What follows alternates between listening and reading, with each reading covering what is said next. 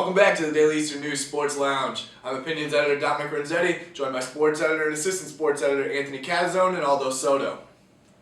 Alright, so first up, the Eastern men's basketball team, still on a losing streak. They haven't won since November. They head to Murray State pretty soon.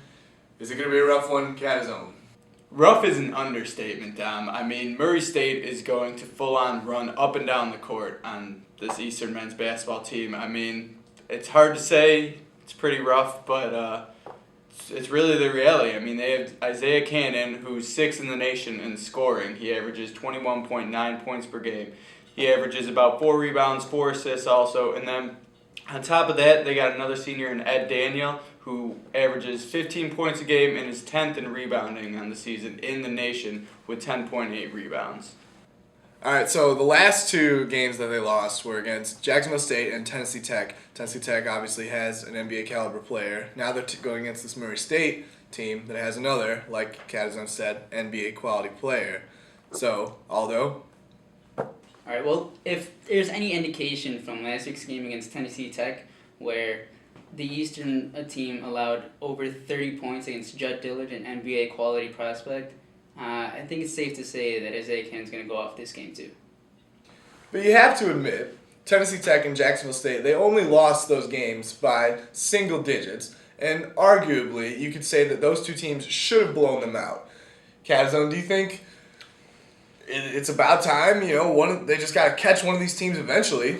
Yeah, Dom, I think you're right there. I mean, one of these teams is going to eventually slip up. They played great games in their last 2 games. They just need to learn how to play with the lead. And when I talked to Morris Woods yesterday, he was telling me that they've already played the top half of the Ohio Valley Conference, and now they're getting into the bottom half of that conference where they can start building some wins. However, I don't think Murray State's a team to do that against, obviously, as I stated before. After Murray State, they're on the road again with Austin Peay. I'm not sure if that's really the game that they could take. But then they do return back home against Tennessee Martin, who is right there with them right at the bottom of the conference. And I think that is definitely a game where they could snap their 11-game losing streak and maybe propel themselves into the OVC tournament if they build some momentum.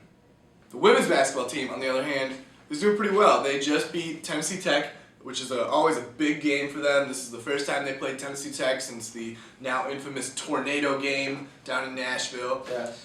You know, and we were talking about it last week. Does this team have OVC championship potential now that they've knocked off Tennessee Tech, a good OVC team? Cats? Well, Dom, I mean, last week I did say that I didn't think that this was the team that could really win a championship for women's Eastern basketball.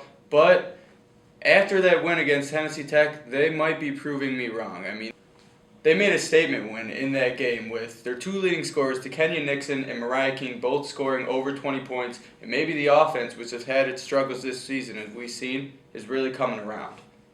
And where are we in the Takenya Nixon all-time career leading scorer record watch? Okay, right now, Takenya has 226 points left that she has to score in 12 games. But if the Panthers make the tournament, X amount of games will be added to those 12. So I still stick by what I was saying, that she could catch the career points record. I don't know if Aldo feels differently or if you do, because I remember you guys were disagreeing with me. Okay.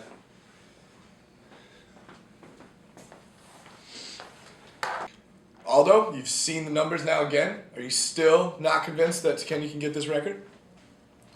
Now, I know I said a week ago that she would fall short of the record, but after that game against Tennessee Tech, scoring 23 points, she really impressed me. Now, as Kat said, adding those conference games for the tournament is really going to help her out. And I've seen her stats in the OVC. She's averaging 16 points now. So, if anything, I think she'll really flirt with the record. Thanks for joining us in the Daily Eastern News Sports Lounge. I'm Dominic Renzetti. For Anthony Catezone and Aldo Soto, we'll see you next time.